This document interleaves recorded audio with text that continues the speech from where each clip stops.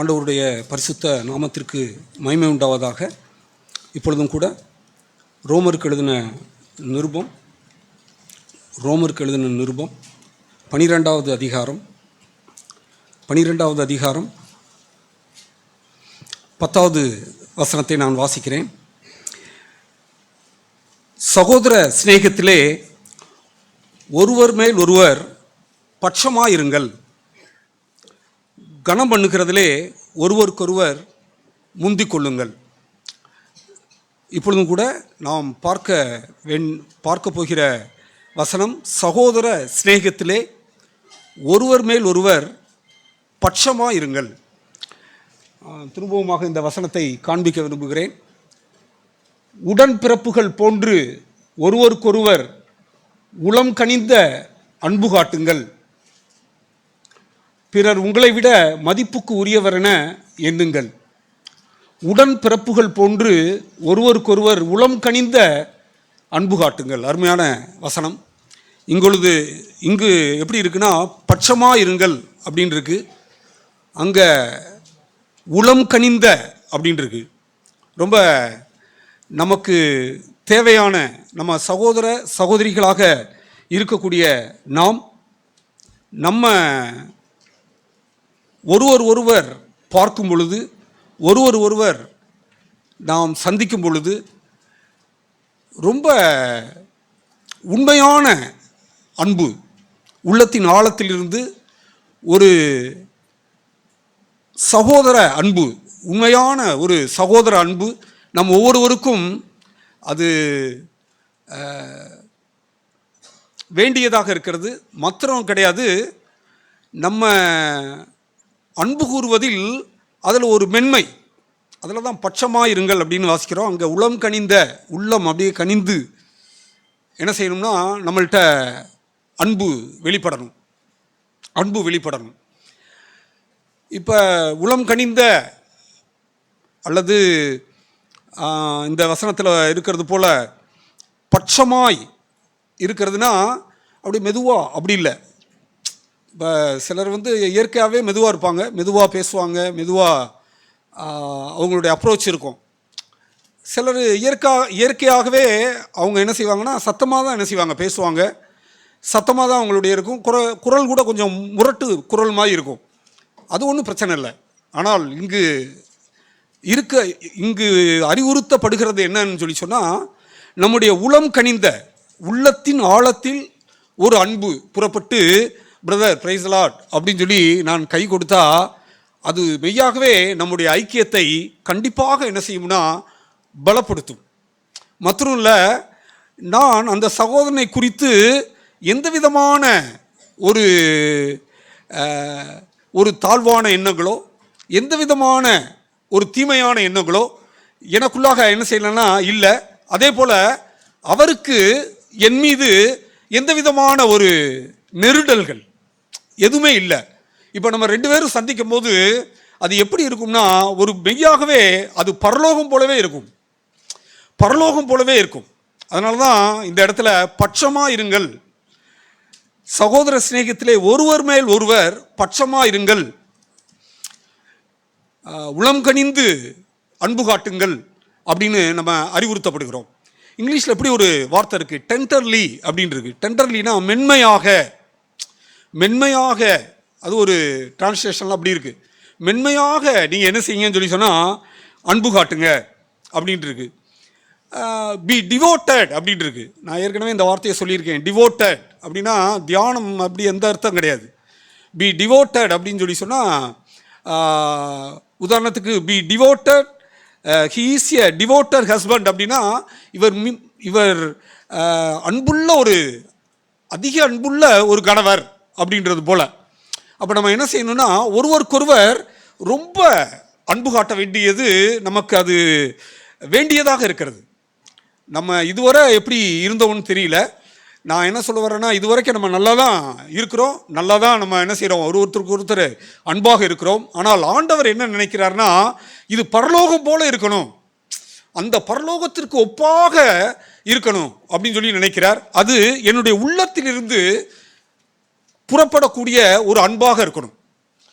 இது ரொம்ப நமக்கு தேவையாக இருக்கிறது. ஆண்டவரே, நான் என்ன செய்யட்டும், மற்ற சகோதரர்களிடத்தில் பேசும் பொழுது, மற்ற சகோதரரிடத்தில் உறவாடும் பொழுது, மற்ற சகோதரரிடத்தில் நான் ஏதாவது ஒரு சம்பாஷணையை நான் நடத்தும் பொழுது, அது என்ன இருக்கட்டும்னா முழு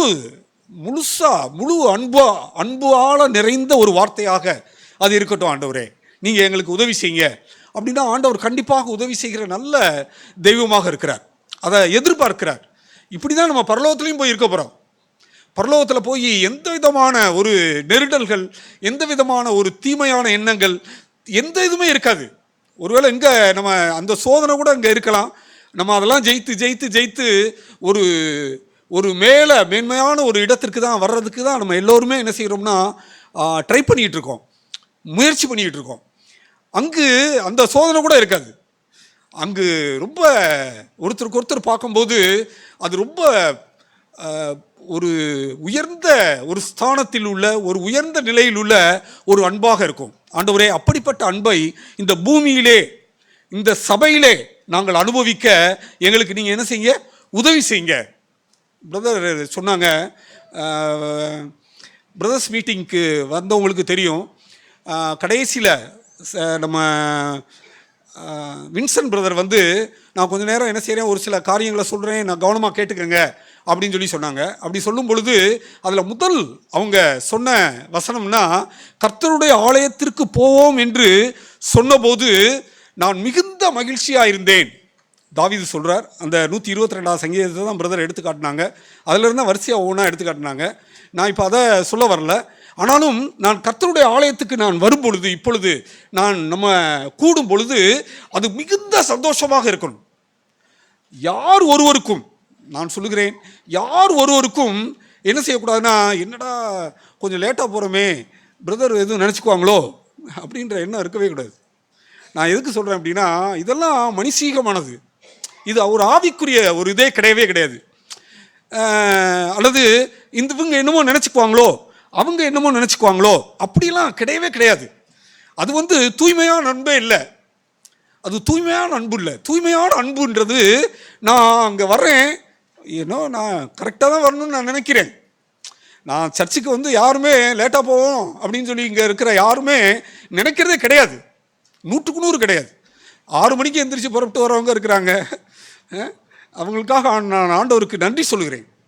கிராமங்களிலிருந்து 6 மணிக்கு எந்திரிச்சு அவங்க என்ன செய்கிறாங்கன்னா, புறப்பட்டு அவங்க பஸ்ஸை பிடிச்சி என்ன செய்கிறாங்கன்னா வர்றவங்களாக இருக்கிறாங்க. அவங்க நம்ம யாருக்குமே என்ன கிடையாதுன்னா, அதாவது ஒரு உதாரணத்துக்கு தான் இதை சொல்கிறேன்.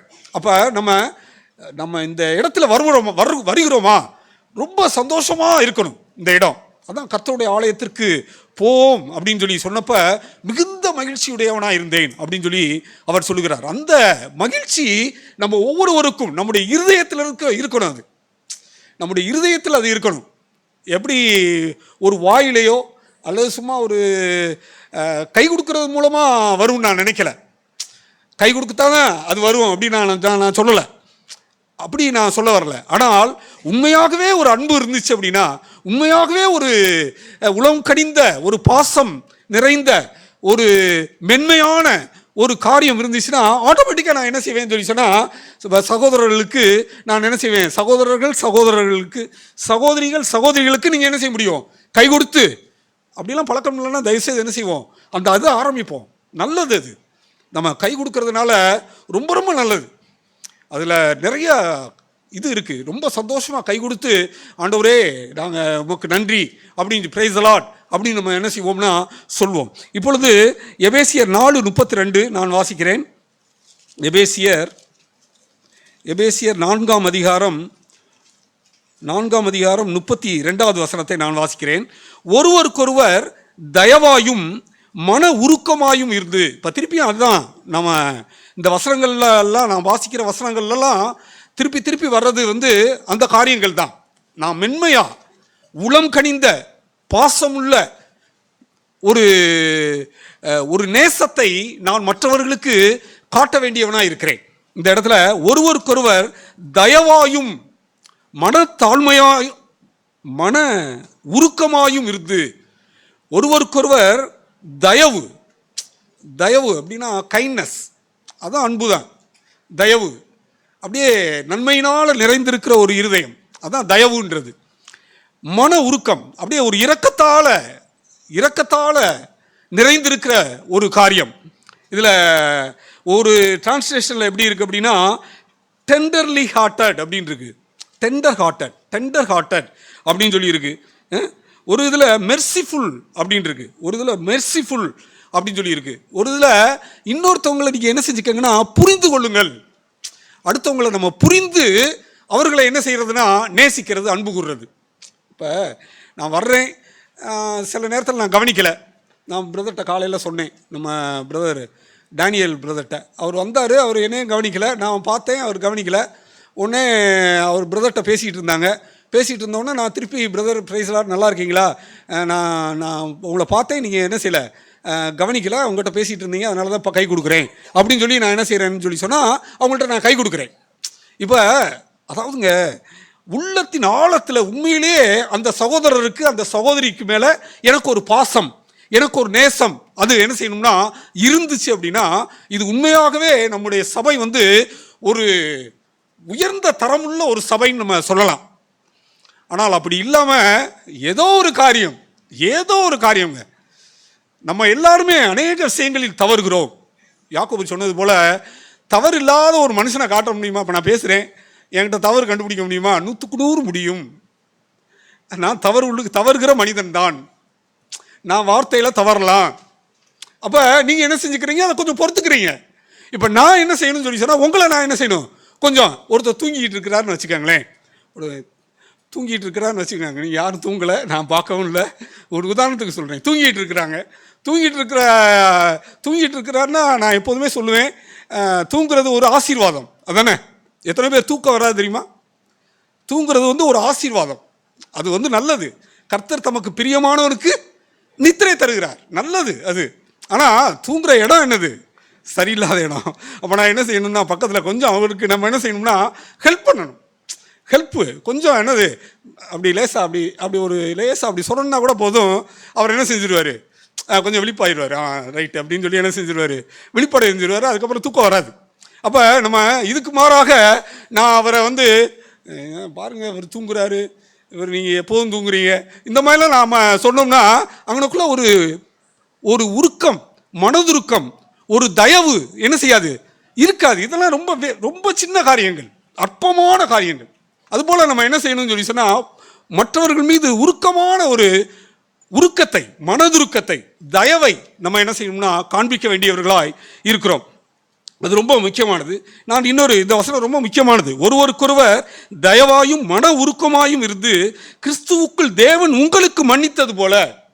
ஏதாவது ஒரு காரியங்கள் இருக்கலாம், நம்மளாம் மனிதர்கள் தானே, நம்ம ஒன்றும் வானத்திலேருந்து யாரும் வரவே இல்லையே, வானத்திலேருந்து யாருமே வரல. வானத்திலிருந்து இறங்கிய அப்பம் யாரு? இயேசு மட்டும்தான். நம்ம என்னது இந்த பூமிக்குரியது ஒட்டிக்கிட்டு தான் இருக்குது. 1000 தான் இருந்தாலும் கால் அழுக்காயிருது.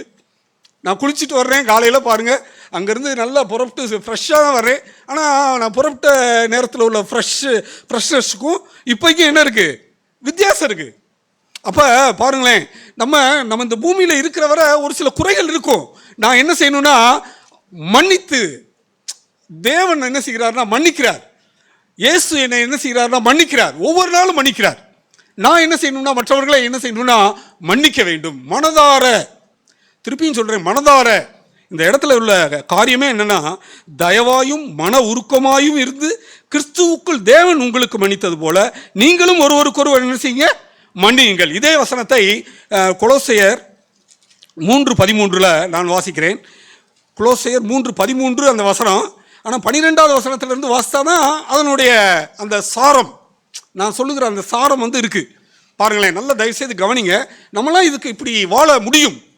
ஆண்டவர் நம்மளை இப்படி உருவாக்கி இருக்கிறார். ஆண்டவர் நம்மளை அப்படி சிறந்த ஒரு மணி போல உருவாக்க தான் ஆண்டவர் நம்மளை விருப்பப்படுகிறார். ரொம்ப சந்தோஷமாக ஆசீர்வாதத்தை நல்ல ஒரு ஆளாக உருவாக்க கிறிஸ்துவுக்குள் தேறினவனாக நிறுத்தும்படிக்கு நான் பிரயாசப்படுகிறேன் பவுல் சொன்னார். அதுபோல நம்ம ஒவ்வொருவரையும் தேவன் எப்படி நினைக்கிறார்னா என்னை போல மாற்றிடணும், இயேசுவை போல வாசிக்கிறோம்ல, இயேசுவை போல நான் மாறணும் அப்படின்னு ஆண்டவர் என்ன செய்கிறார்னா விரும்புகிறார். இந்த இடத்துல பாருங்க 12ஆம் வசனத்திலிருந்து வாசிக்கிறேன். ஆகையால் நீங்கள் தேவனால் தெரிந்து கொள்ளப்பட்ட பரிசுத்தரும்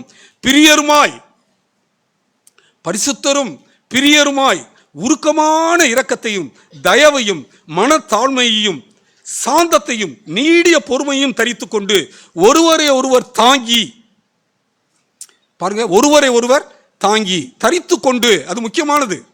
நான் என்னென்னத்தை தரிக்கணும்? பரிசுத்தரும் பிரியரும் உருக்கமான இரக்கம் தயவு மனத்தாழ்மை சாந்தம் நீடிய பொறுமை. இப்படியெல்லாம் நம்ம மாறிட்டோம்னு வச்சுக்கோங்க. நம்ம யாரும் இப்படி மாறல, நானும் மாறல. நான் ட்ரை பண்ணுறேன். ஆண்டவரே எனக்கு உதவி செய்யுங்க, ஆண்டவரே நாங்கள் ஒவ்வொருவரும் இப்படி இருக்க எங்களுக்கு உதவி செய்யுங்க, எனக்கு உதவி செய்யுங்க, எங்களுக்கு உதவி செய்யுங்க அப்படின்னு சொல்லி நான் கேட்குறேன். இந்த இதில் நம்ம பூர்ணப்படலை. ஆனால் அந்த பூர்ணத்தை நோக்கி என்ன செய்யலாம்னா போகலாம். கண்டிப்பாக நம்ம போக முடியும். சின்ன பிள்ளைகளிலிருந்து பெரியவர்கள் வரைக்கும் நம்ம அதை செய்ய முடியும். 100க்கு 100 செய்ய முடியும். ஆண்டவர் அதற்கு தான் எழுதி வச்சிருக்கிறார். நம்ம விசுவாசித்து, ஆண்டவரே எனக்கு இந்த பொறுமை இல்லை, ஆண்டவரே எனக்கு அந்த தாழ்மை இல்லை, ஆண்டவரே எனக்கு அந்த தயவு இல்லை, ஆண்டவரே ஒரு பிரியம் இல்லை, ஆண்டவரே எனக்கு நீங்கள் உதவி செய்யுங்கன்னா ஆண்டவர் உதவி செய்வார். இப்போ 13ஆம் வசனத்தை பாருங்க. ஒருவரை ஒருவர் தாங்கி ஒருவர் பேரில் ஒருவருக்கு குறைபாடு உண்டானால் கிறிஸ்து உங்களுக்கு மன்னித்தது போல ஒருவருக்கொருவர் மன்னியுங்கள். ரொம்ப அருமையான ஒரு வசனம். கிறிஸ்து உங்களுக்கு மன்னித்தது போல, தேவன் கிறிஸ்துவுக்குள் உங்களை மன்னித்தது போல. பாருங்களேன், அவ்வளவாக ஆண்டவர் நம்மளை மன்னிக்கிறார்.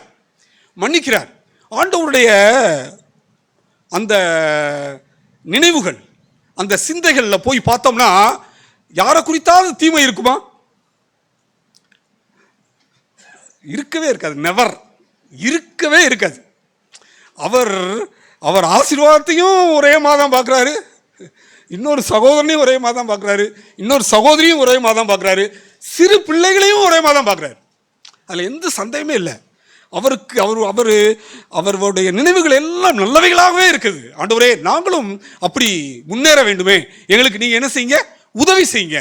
அதற்கு இப்படி தான் தரித்து கொண்டு ஒருவரை ஒருவர் தாங்கி ஒருவர் பேரில் ஒருவருக்கு குறைபாடு உண்டானால் கிறிஸ்து உங்களுக்கு மன்னித்தது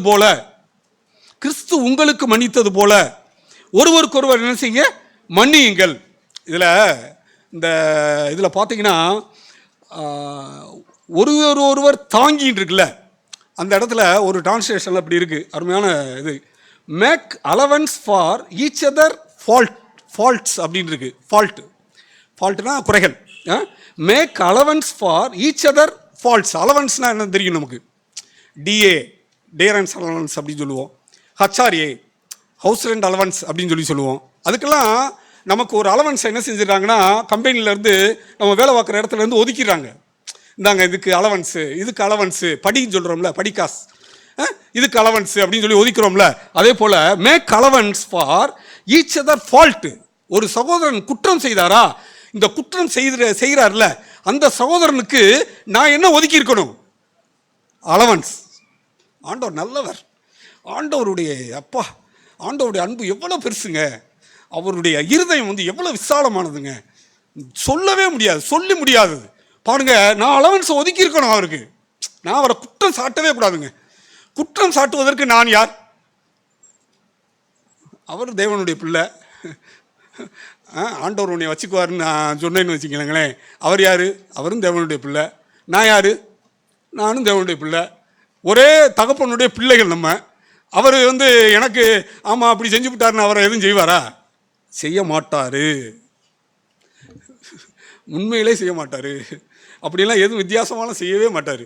அவர் என்ன செய்வார்னா, இவரும் என்ன செய்யணும்னா இவரும் வளரணுமே அப்படின்னு சொல்லி அவர் நினைப்பார், ஆண்டவர் நினைப்பார். அதனால நம்ம என்ன செய்யணும்னு சொல்லி சொன்னால், ஒரு அலவன்ஸ் எப்போதுமே வச்சுக்கணும். ஒரு படி, ஒரு உதவித்தொகை, அதான் அதுக்கு அர்த்தம். ஒரு உதவித்தொகை அவருக்கு செய்கிறதுக்கு எப்போதுமே நான் என்ன செய்யணும்? ஒரு அலவன்ஸ் வச்சுக்கணும், ஒரு உதவித்தொகையை வச்சுக்கணும்.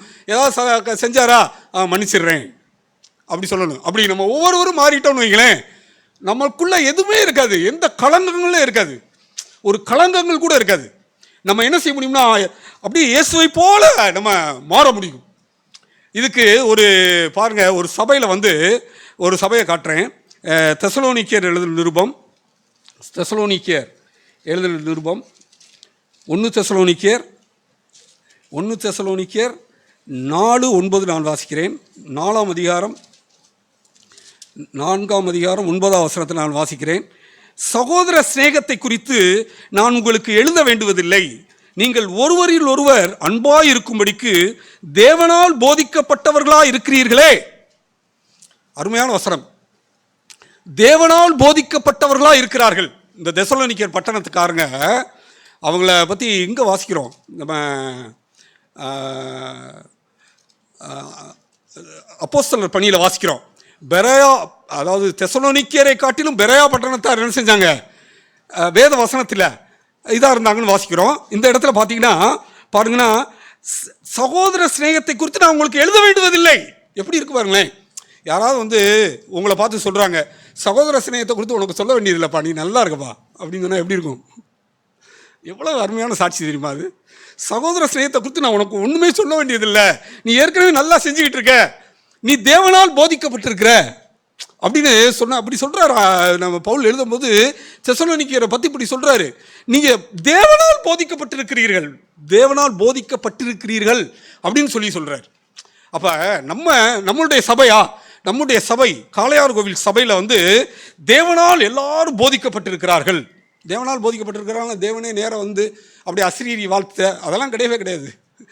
இப்போ நம்ம சொல்கிறோம்ல, நம்ம கேட்குறோம்ல, இந்த வார்த்தையினால தான் ஆண்டவர் நம்மளை என்ன செய்கிறாரு, போதிக்கிறார். அதனால் அவங்க அதை கேட்டாங்க, கீழ்ப்படிஞ்சாங்க. அவங்களுக்கு என்ன வந்துருச்சுன்னா சகோதர சிநேகம் வந்துருச்சு. அப்போ இந்த இடத்துல 10ஆம் வசனத்தை பாருங்கள். அந்தப்படி அந்த சகோதர சிநேகம் இருக்கு, அந்த இதில் நீங்கள் என்ன செஞ்சுருக்கீங்கன்னா, உங்களுக்கு போதிக்க வேண்டுவதே இல்லை, அதில் நீங்கள் நிறைவாக இருக்கிறீங்க. அந்தப்படி நீங்கள் மக்கெதோனியா நாடெங்கும் உள்ள சகோதரர்கள் எல்லாருக்கும் செய்து வருகிறீர்கள். பிராக்டிஸ், அதை செய்து வருகிறீர்கள். அது நடைமுறையில் நீங்கள் செய்து காட்டுறீங்க. நம்மளை குறித்து இப்படி சாட்சி சொன்னால், நம்முடைய சபையை குறித்து இப்படி சாட்சி சொன்னால் அது மேன்மையான சபைங்க. ஒருத்தர் கூட என்ன செய்யக்கூடாதுன்னு சொல்லி சொன்னால் அப்படியே ஒரு சுணக்கம், ஒரு அதிருப்தி அதெல்லாம் இருக்கவே கூடாது. வேண்டாம், வரத்தான் செய்யும். நாமெல்லாம் சொல்கிறதுனால அப்படியே வரவே வராதுன்னு இல்லை, வரும், எனக்கும் வரதான் வரும். ஆனால் அதை இயேசுவின் நாமத்தினால தள்ளி போட்டுறணும். அதனால் ஆண்டவர் நமக்கு அப்படி உதவி செய்வாராக. பாருங்கள், அந்தப்படி நீங்கள் மக்கெதோனியா நாடெங்கும் உள்ள சகோதரர் எல்லாருக்கும் செய்து வருகிறீர்கள். சகோதரரே, அன்பிலே நீங்கள் இன்னும் அதிகமாய் பெருகவும். அன்பிலே நீங்கள் இன்னும் நல்லா தான் இருக்கிறீங்க, இன்னும் என்ன செய்யுங்க, அன்பிலே பெருகுங்க. ரொம்ப அருமையான வசனம் பாருங்க. 2 தெசலோனிக்கர் அதை எடுத்துக்கங்க. அது சொல்லியிருக்காரா 1 தெசலோனிக்கரில்? 2 தெசலோனிக்கரில் என்ன ஆயிருக்குன்னு பாருங்க. 1:3 நான் வாசிக்கிறேன். சகோதரரே, 2 தெசலோனிக்கர் 1ஆம் அதிகாரம் 3வது வசனம். சகோதரரே, நாங்கள் எப்பொழுதும் உங்களுக்காக டைம் போடல, நாங்கள் எப்பொழுதும் உங்களுக்காக தேவனை ஸ்தோத்தரிக்க கடனாளிகளாக இருக்கிறோம். உங்கள் விசுவாசம் மிகவும் பெருகுகிறபடினாலும், பாருங்க நல்ல வசனத்தை பாருங்களேன், உங்கள் விசுவாசம் எப்பொழுதும் பெருகுகிறபடினாலும், நீங்கள் எல்லாரும் ஒருவரில் ஒருவர் வைத்திருக்கிற அன்பு அதிகரிக்கிறபடினாலும் அப்படி செய்கிறது எனக்கு தகுதியாக இருக்கிறது. பாருங்க, அவர் பவுல் சொல்லுகிறார், உங்கள் அன்பு என்ன செய்யுதுன்னா, ஒருவரில் ஒருவர் வைத்திருக்கிற அன்பு அது என்ன செய்யுதுன்னா அதிகரிக்கிறது, உங்களுடைய விசுவாசம் பெருகுது. 1வது நிருபத்தில் அப்படி எழுதுறாரு, 2வது நிருபத்தில் பெருகி இருக்குன்னு எழுதுறாரு. இப்போ நம்ம சபை அப்படி நம்ம எடுத்துக்கூடக்கூடாதா? ஆண்டவரே, நாங்கள் என்ன செய்யணும்னா ஒவ்வொருவரும் ஆண்டவரே நாங்கள் கேட்டது போல ஆண்டவரே, உளம் கனிந்த பாசம் மிகுந்த பட்சமாக இருக்கக்கூடிய ஆண்டவரே, அந்த அன்பை எங்கள் ஒவ்வொருவருக்கும் நீங்கள் ஊற்றுங்க. ஆண்டவர் ஊத்துறாரா இல்லையா? ஆண்டவர் அப்படி தான் எழுதியிருக்கு. பரிசுத்த ஆவியானவர் உங்களுடைய இருதயங்களில் என்ன செய்வார்? ரோமருக்கு எழுதின நிருபம் 5ஆம் அதிகாரத்தில் எழுதியிருக்கு. அப்படியே ஊற்றுவார், அன்பை ஊற்றுவார். ஆண்டவரே எனக்கு ஊற்றுங்க, எனக்கு உதவி செய்யுங்க, ஆண்டவரே எனக்கு உதவி செய்யுங்கன்னா ஆண்டவர் என்ன செய்வார்னா கண்டிப்பாக உதவி செய்வார். நம்ம ஒவ்வொருவரும் என்ன செய்ய முடியும்னா இயேசுவை போல இந்த உலகத்தில் வாழ முடியும், கண்டிப்பாக முடியும். 100% ஆண்டவர் நமக்கு என்ன செய்வார்?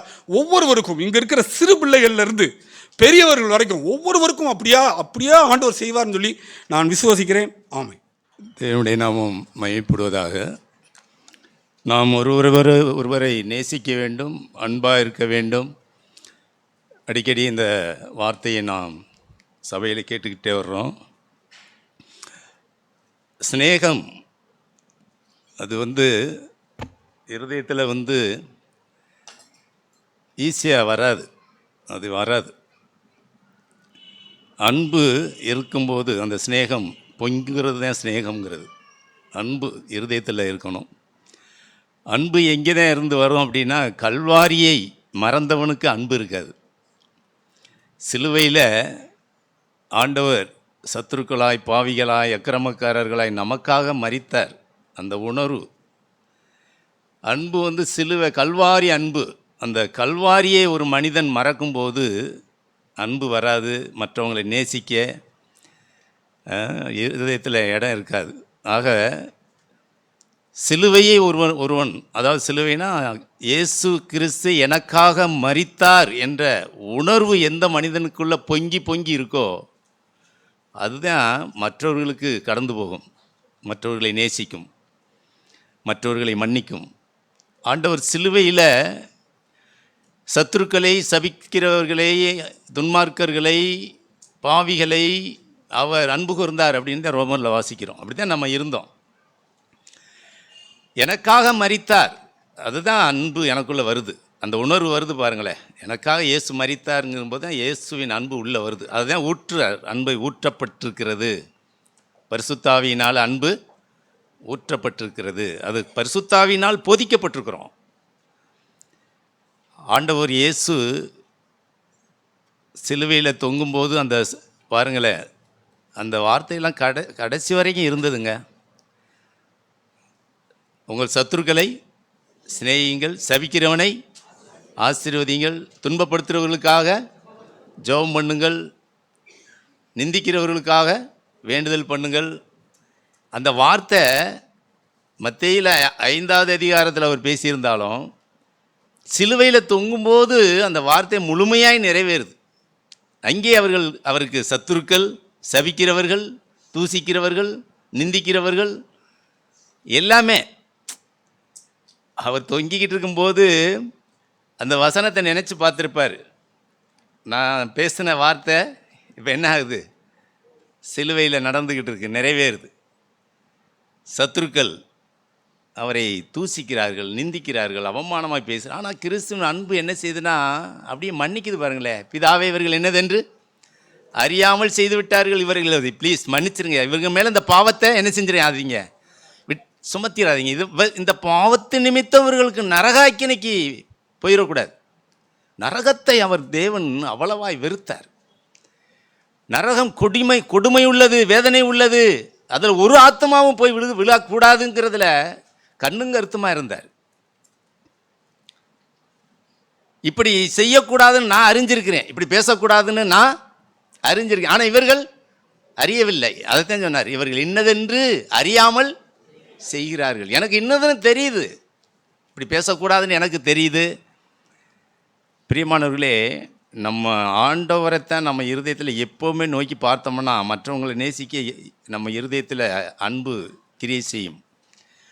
பாருங்கள், ஒரு சம்பவத்தை நம்ம பார்க்குறோம், ஆண்டவருடைய வாழ்க்கையில் நடந்தது. மத்தேயு எழுதின சுவிசேஷம்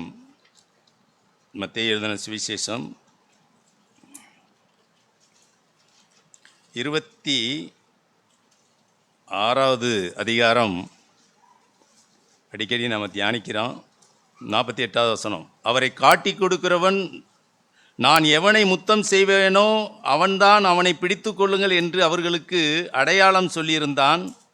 உடனே அவன் இயேசுவினிடத்தில் வந்து ரபி வாழ்க என்று சொல்லி அவரை முத்தம் செய்தான்.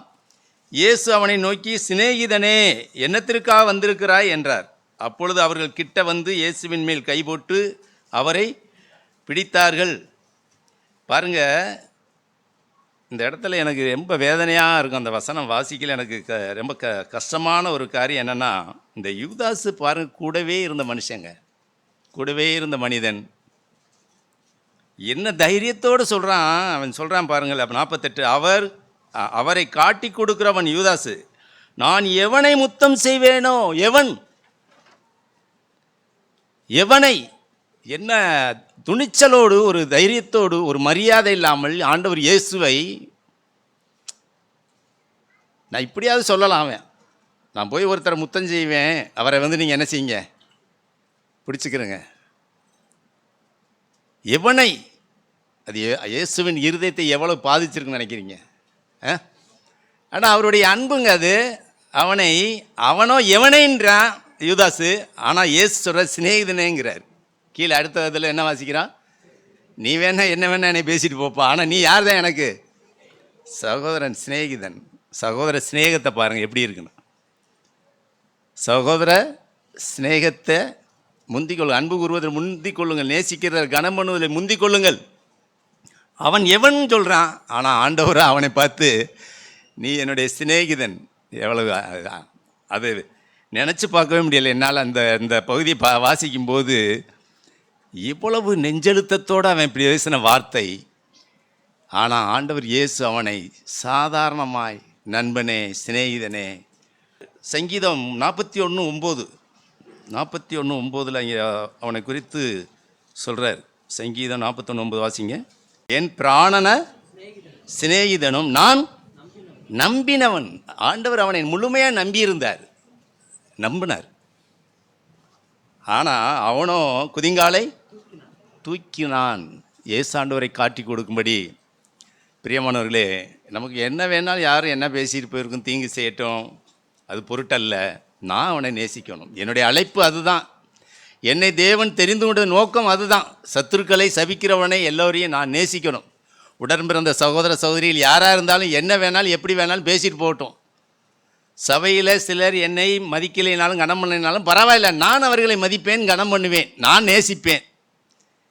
எனக்கு ஆண்டவருடைய அன்பு என்னுடைய இருதயத்தில் இருக்குது. அதாவது நம்ம இயேசுவை பார்க்கும் பொழுது தான் அந்த உணர்வு வரும். இயேசு என் பாவத்தை மன்னித்தார், என்னை நேசிக்கிறார். நான் எவ்வளவோ பாவியாய் அக்கிரமக்காரனாய் இருந்தேன், என்னை அவர் அன்பு கூர்ந்து என்னை அவருடைய பிள்ளையாய் அரவணைத்திருக்கிறார். ஆக நான் சக மனிதர்களிடத்திலையும் சக சகோதர சகோதரிகளிடத்திலையும் என் குடும்பத்தில், என் மனைவியிடத்தில், பிள்ளைகளிடத்தில் நான் அன்பை, என்னுடைய நேசத்தை வெளிப்படுத்தட்டும். நேசம் எல்லாத்துக்கும் அப்படியே கண்டுக்கிறாமல் போகிறதுலாம் இல்லை. உண்மையான நேசம் உண்மையான சகோதர சகோதரிகள் இடத்துல குறைவு, ஒரு தவறை காணும்போது திருத்துவார்கள், கடிந்து கொள்வார்கள், புத்தி சொல்லுவார்கள். வெளிப்படையான கடிந்து கொள்ளுதலே நேசம்னு வாசிக்கிறோம். வெளிப்படையான கடிந்து கொள்ளுதல், வெளிப்படையாக நேருக்கு நேரம் ஒரு தவறுனா நேருக்கு நேரம் அவங்களை புத்தி சொல்லி திருத்துற. கணவன்கிட்ட, மனைவி, பிள்ளைகள் இடத்துல குறைகளுக்கும் ஒருவருக்கு. அதாவது மனைவி கணவனை கடிந்து கொள்ளுதல் அப்படின்னு இல்லை. அது அந்த இடத்துல எப்படி இருக்குன்னா, மனைவியானவள் கணவனுக்கு எல்லா விதத்துலேயும் கீழ்ப்படிங்க, சாந்தமுள்ள ஆவியில் சொல்லலாம், குறைகளை சொல்லலாம், அது தவறு கிடையாது. தகப்பன் ஒரு குடும்பத்தில் பிள்ளைகளை கடிந்து கொண்டு பிள்ளைகளை வளர்க்க வேண்டியது இருக்குது. சில குறைகள், ஒரு தவறுகளை பார்க்கும்பொழுது நான் நேசம், என் நேசம், நான் நேசிக்கிறேன், என் கண்ணே மணியே பொன்னேன்னு இல்லை. தப்பு செய்து அந்த பிள்ளைகள் ஒரு மரியாதை இல்லாமல் பேசும்போது, பொய் சொல்லும்போது, அவர்கள் வாயில் ஒரு தூசணமான வார்த்தை வரும்பொழுது கடிந்து கொள்ளணும். இல்லைன்னா நம்ம பிள்ளையை நரகத்துக்கு அனுப்புகிறாயின்றாரு. உண்மையான அன்பு இருந்தால் நீ என்ன செய்வாய்?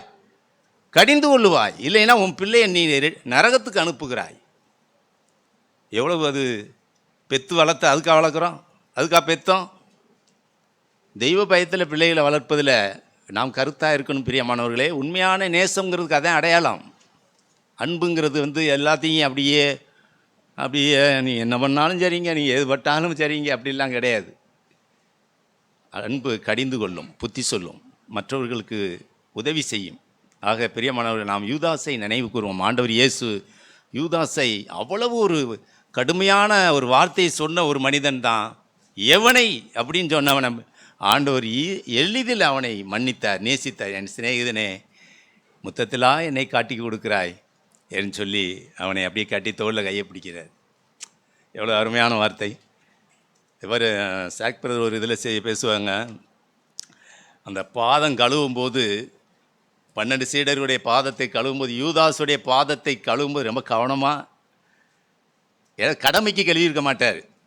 அவனுடைய பாதத்தில் அழுக்கு தூசி ரொம்ப நல்லா கழுவி, நல்லா சுத்தமாக அவனை சந்தோஷப்படுத்துகிற அளவுக்கு கழுவியிருப்பார் அப்படின்னு ஒரு மெசேஜில் கேட்ட ஞாபகம் இருக்குது.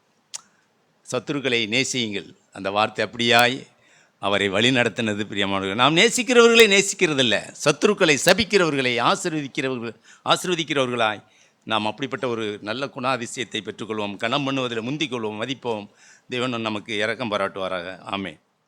தேவன் பேசின வார்த்தைக்காக நன்றி சொல்கிறேன். தேவன் சகோதர சிநேகத்தை குறித்து பேசினார். உடன் பிறந்தவர்களைப் போல நேசிக்க வேண்டும் என்று. இதே காரியத்தை குறித்து நாங்கள் கடந்த வாரம் அங்கே தஞ்சாவூரில் பெங்களூர் திருச்சபையுடைய மூத்த சகோதரர் சார்லஸ் பன்னா அவர்கள் பேசினாங்க. இப்போ மூத்த சகோதரர் பேசும்போது சொன்னாங்க, நமக்கு இயேசு யூதாசை கெத்செமனே தோட்டத்தில் எவ்வாறு நேசித்து அன்பு கூர்ந்தார் என்று நம்மோடு பேசினாங்க. அதற்கு முன்னாடியே அவர் எப்படி நேசித்தார் என்பதை யோவான் 13ஆம் அதிகாரத்தில் இந்த சகோதரர் எடுத்துக்காட்டினாங்க. இங்கே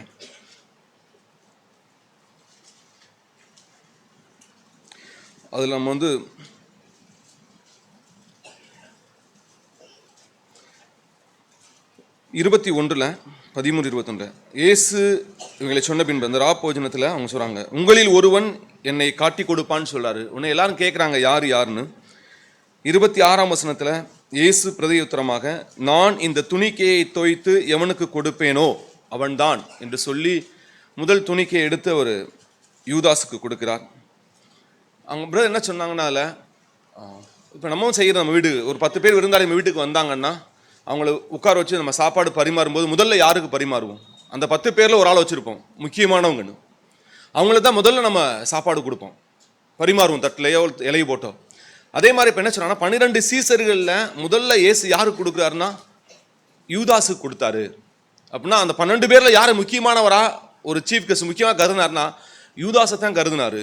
அப்போ அந்த அளவுக்காய், ஏன்னா எவ்வளோ எனக்கு அந்த வசனம் தொடர்ந்து வாசிச்சோம்னா 5 நிமிஷம் கூட ஆகாது. ஏசு சொல்கிறாரு, உங்களை ஒருத்தன் காட்டி கொடுக்க போகிறான்னு, நான் கொடுக்குறவன் தான் காட்டி கொடுக்க போகிறான்னு சொல்லிட்டு முதலில் அப்போ முக்கியமானவராய் எனக்கு சவால் இட்டதா, இயேசுவே என்னால் முடியுதா?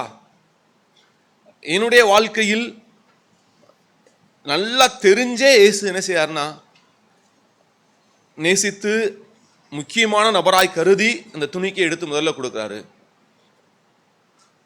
அதனால நான் நினைக்கிறேன் சீசர்கள் கண்டுபிடிக்க முடியல யாருன்னு. ஏன்னா அப்போ இயேசு அதிகமாக யூதாசை நம்ம நேசிக்கிறார் நினைச்சிட்டாங்க.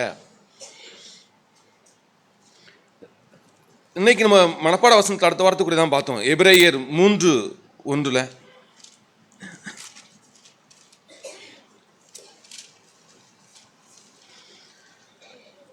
பரம அழைப்புக்கு, இப்படிப்பட்ட பரம அழைப்பு இயேசு காட்டின இந்த பரம அழைப்புக்கு நாம் எல்லாம் பங்குள்ளவர்களாக அழைக்கப்பட்டிருக்கிறோம். அதில் கடைசி இருக்குன்னா, கிறிஸ்து இயேசுவை கவனித்து பாருங்கள். நாம் நோக்கி பார்க்கிற இரட்சகர் இப்படிப்பட்டவர், இப்படிப்பட்ட உளங்கணிந்த அன்பு நிறைந்தவர், தன்னை காட்டு கொடுக்கிறவனையும் நேசித்தவன், முதன்மையானவராக நேசித்தவர், சிநேகிதனே என்று அழைத்தவர், தீமை செய்தவர்களுக்கும் நன்மை செய்தவர், பிதாவே அவர்கள் அறியாமல் செய்கிறார்கள் என்று மன்னித்தவர். அப்படிப்பட்ட அந்த இயேசுவை நோக்கி பார்க்கப்படிதான் அழைக்கப்பட்டிருக்கிறோம். அதான் இயேசு என்னோட பேசின வார்த்தை, ஆண்டவரே நீர் உண்மையின் மெய்யாகவே உண்மை நோக்கி பார்க்கும்படி எங்களுக்கு ஒரு மாதிரியை வைத்து போயிருக்கிறீர், அந்த மாதிரி நாங்கள் பின்பற்றும். அதே 3ஆம் அதிகாரத்தில் 15-16 நாம் சோர்ந்து போக தேவையில்லை அப்படின்னா இயேசு பேசினார். எல்லா விதத்திலும் உன்னை போல் நான் சோதிக்கப்பட்டிருக்கேன்ப்பா, உனக்கு என்னென்ன சோதனை வருதோ அது மாதிரி நானும் சோதிக்கப்பட்டிருக்கேன், நான் ஜெயம் பெற்றிருக்கேன், என்னுடைய கிருபாசன தண்டையில் நீ ஓடிவா, உனக்கு நம்பிக்கை உண்டு, உன்னாலும் என்னை போல ஜெயம் பெற்ற அந்த வாழ்க்கையை வாழ முடியும் அப்படின்னா தேவன் என்னோட சவாலிட்டு அழைத்திருக்கார். தேவனுக்கு நன்றி செலுத்துகிறேன். நம்ம ஒவ்வொருவருக்கும் அப்படியே தேவன் உதவி செய்வாராக. ஆமென். ஸ்தோத்திரம். ஆண்டவர் இயேசுக்கு நன்றி. இந்த வார்த்தையை ஆண்டவர் கொடுத்ததுக்காக அவருக்கு நன்றி. என்னிடத்தில் ஆண்டவர் இயேசு கிறிஸ்து சென்ம சுவாவ அன்பும் எனக்குள் வைத்திருக்கிறார், ஆவியின் அன்பையும் எனக்குள் வைத்திருக்கிறார். நேற்று நான் என்னுடைய ஆண்டவருடைய அன்பை என் இருதயத்தில் இருந்து சில மனிதர்களுக்கு நான் கற்பனையில் அனுப்பி பார்த்தேன். அப்பொழுது ஆண்டவருடைய அன்பு எல்லோரையும் நேசிக்கிறது. எனக்கு விரோதமானவர்கள், எனக்கு பிடிக்காதவர்கள்,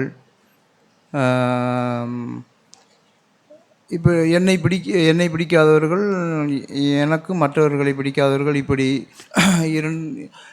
இவைகளை நினைத்து நான் என்னுடைய ஆண்டவருடைய அன்பை நான் அனுப்பி பார்த்தேன்.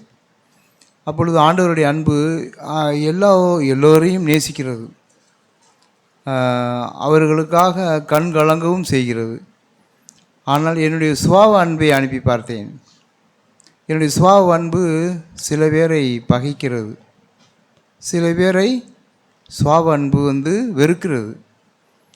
அப்பொழுது நான் நினைத்து கொண்டேன், இதுதான் ஆண்டவருடைய அன்பு, இது சென்ம சுபாவ அன்பு என்று எனக்குள் நான் அறிந்து கொண்டேன்.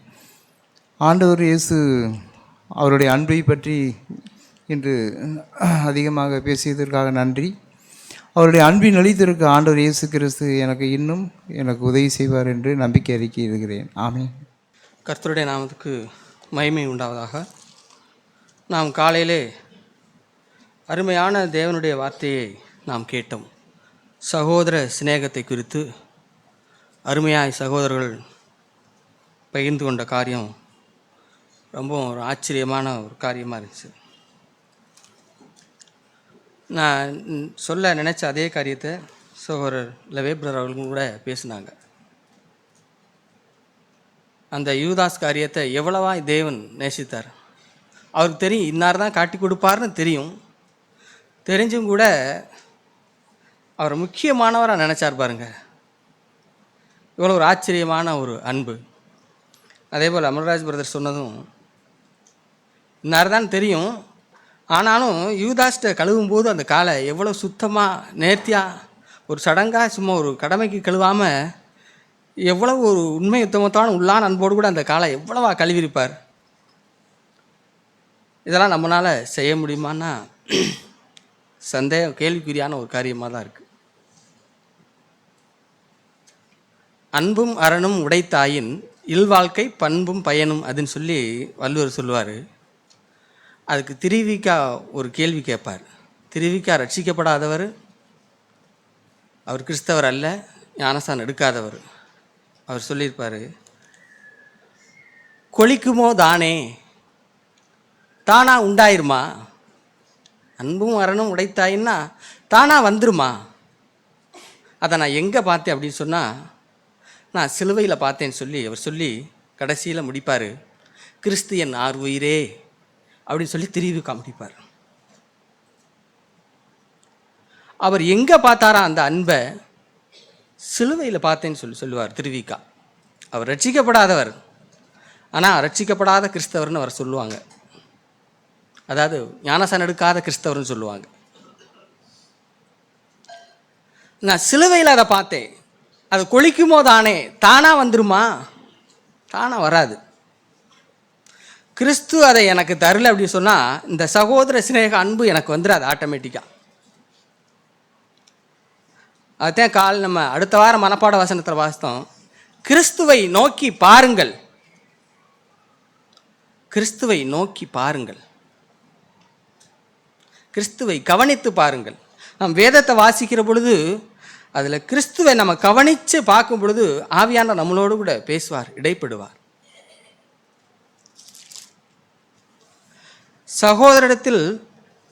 நாம் சகோதரத்தில் அன்பு கூறுகிறபடியால் மரணத்தை விட்டு நீங்கி ஜீவனுக்கு உட்பட்டிருக்கிறோம் என்று அறிந்திருக்கிறோம்.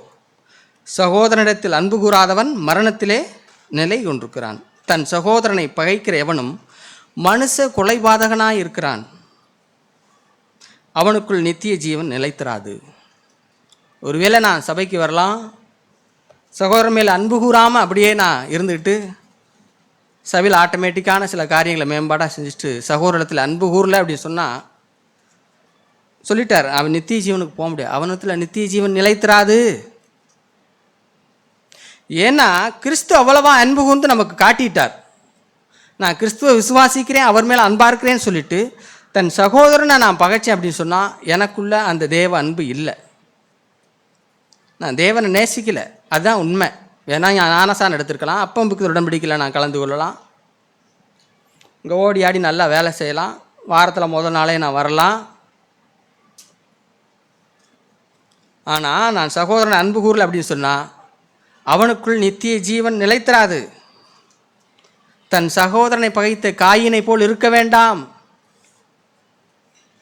அவன் ஏன் சகோதரனை பகைச்சான்? தன்னுடைய கிரியைகள் பொல்லாதவைகளும் தன் சகோதரனுடைய கிரியைகள் நீதியுள்ளவைகளாக இருக்கிற நிமித்தம் தானே. நான் ஒரு சகோதரனை பகைக்கிறேன் அப்படின்னு சொன்னால் என்னுடைய கிரியைகள் சரியில்லை. என் சகோதரனுடைய கிரியைகள் நீதியாக இருக்குது. ஒருவேளை அவர்கிட்ட நெருங்கினா என்னை கடிந்து கொள்ளுவாரோ, புத்தி சொல்லுவாரோ, நான் இருளிலே நடக்க விரும்புகிறேன். அதனால தான் என் சகோதரன் ஒளியில் நடக்கிறாரு, நான் அவர்கிட்ட போய் ஐக்கியம் கொள்ள முடியல, எனக்குள்ள ஏதோ நெருடல் இருக்குன்னா நான் இருளில் நடக்கிறேன். அவர்கிட்ட நெருங்கினா அந்த வெளிச்சத்தில் தெரிஞ்சிருமோ. ஆகையினால அவர் பிரதர் வந்தால் சோத்திரம் பிரதர் அப்படின்ட்டு அப்படியே அப்படியே அப்படியே போயிடுறது. நெருங்கிறது இல்லை, ஐக்கியப்படுறதில்ல, பேசுறதில்ல. அப்படின்னா என்ன? நான் இருளில் நடக்கிறேன், எங்கேயே சம்திங் ராங், அது வெளிப்பட்டுரும். அதனால அப்படியே மேனேஜ் பண்ணிக்க நான் விரும்பினேன் அப்படின்னு சொன்னால் எனக்குள்ளே நித்திய ஜீவன் இல்லை. தேவன் அருமையாக காலையில் நம்மளோட பேசிவிட்டார்.